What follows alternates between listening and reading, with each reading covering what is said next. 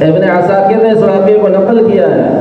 ایک نوجوان حبیب بن عمیر روم کے اندر پکڑا گیا، قڑیل جوانی والا، 25 سے 30 سال کی عمر والا، 6 مہینے سے اپنے گھر سے نکلا ہوا ہے، شادی شدہ ہے، بیوی کو چھوڑ کے نکلا ہوا ہے، اور ادھر 10 ساتھی اور ہیں. رومن امپائر کے کسی افسر نے پکڑ لیا اور 9 لوگوں کو اس کے سامنے مار ڈالا. 1 2 3 4 5 6 7 8 9 کے 9 مرتے چلے گئے. ہر ایک کو کہتا رہا دین سے ہٹ جاؤ، دین سے ہٹ جاؤ، میں تمہیں معاف کر دوں گا، دین پہ رہو گے تمہاری گردن اڑا دوں گا.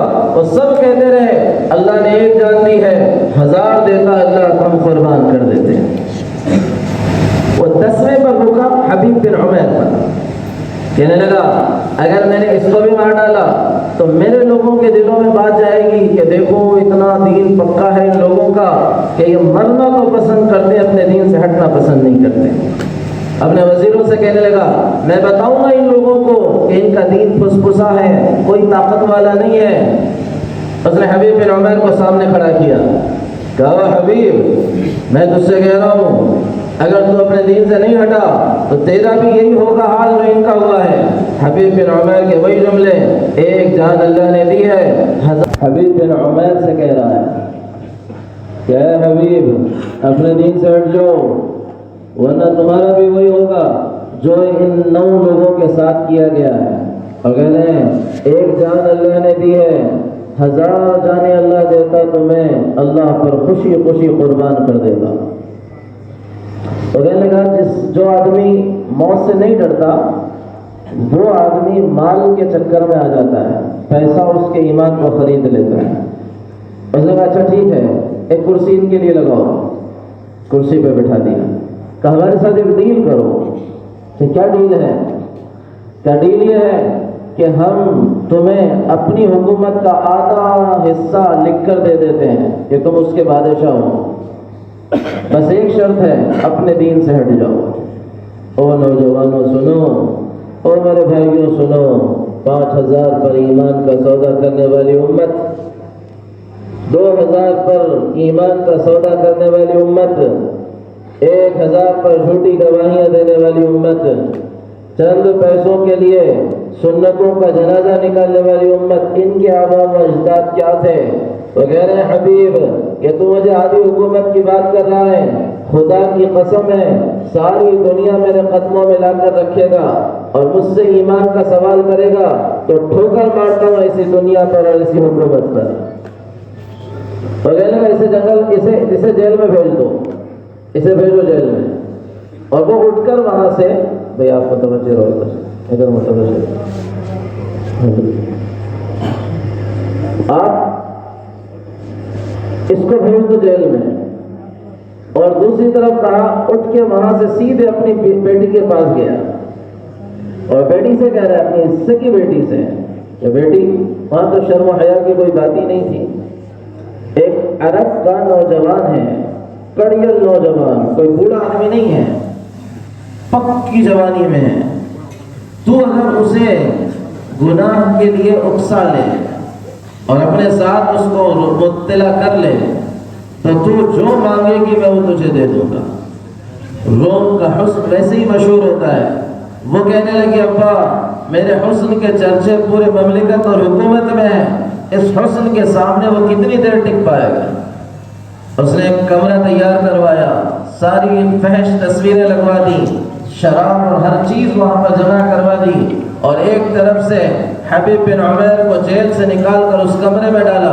اور کچھ دیر کے بعد اسی کمرے کے راستے سے وہ خوبصورت دوشیزہ اندر داخل ہوئی، دروازہ لگ گیا اور رات پوری گزرنے لگی. پوری رات گزر گئی، دن نکلا، پورا دن گزر گیا، دوسری رات آئی، وہ بھی گزر گئی، دوسرا دن نکلا، وہ بھی گزر گیا، تیسری رات گزر گئی، اور تیسری رات کا تیسرا دن جب نکلا تو وہ دروازہ کھلا.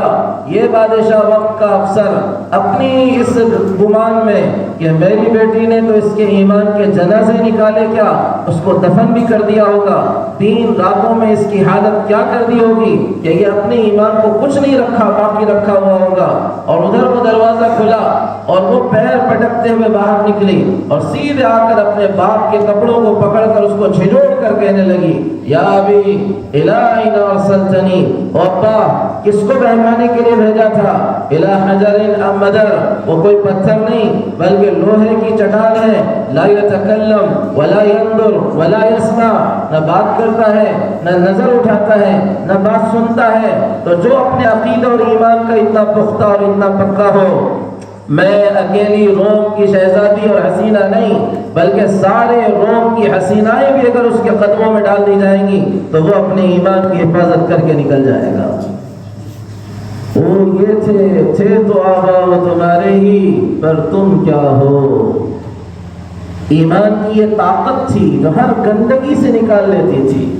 اللہ کا خوف، اللہ کا ڈر ہر جگہ دستگیری کرتا تھا اور ہر مشکل مرحلے سے آدمی کو ظلم کے بغیر، زیادتی کے بغیر انصاف کے ساتھ آگے بڑھاتا تھا۔ آج وہی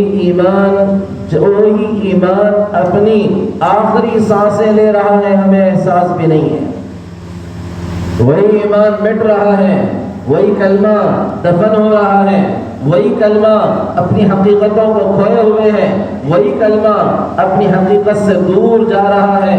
تصویر کے مسلمان بن گئے، حقیقت کے مسلمان رہے ہی نہیں۔ حقیقت اور تصویر میں جو فرق ہے، کل کے اور آج کے اسلام کا کوئی فرق نظر آتا ہے۔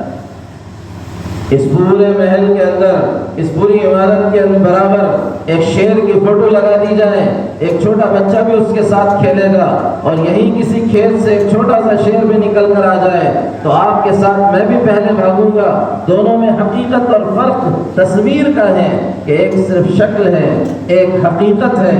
ایمان کی بھی ایسی ایک حقیقت ہے جو علامتوں سے سمجھ میں آتی ہے، جو صفات سے سمجھ میں آتی ہے۔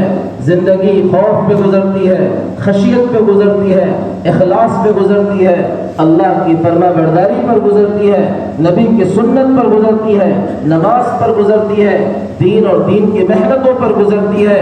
خواہشات زندگی کا مقصد نہیں بنتی، عہدہ اور کرسی، صدارت اور وزارت یہ زندگی کا مقصد نہیں بنتے، مال و دولت زندگی کا مقصد نہیں رہتے۔ جب ایمان اندر آتا ہے بلکہ مقصد زندگی آخرت بن جاتا ہے، مقصد زندگی قبر کی تیاری بن جاتا ہے، مقصد زندگی نبی کی زندگی کا مقصد دعوت بن جاتا ہے، سنتیں بن جاتی ہیں، زندگی اوپر چلتی چلی جاتی ہے۔ یہی وہ راستہ ہے جو کامیابی کا راستہ ہے۔ اس اللہ کے یقین کو اپنے ساتھ میں لو اور اس کے ساتھ ساتھ جناب رسول اللہ صلی اللہ علیہ وسلم کو اپنے ساتھ میں لو۔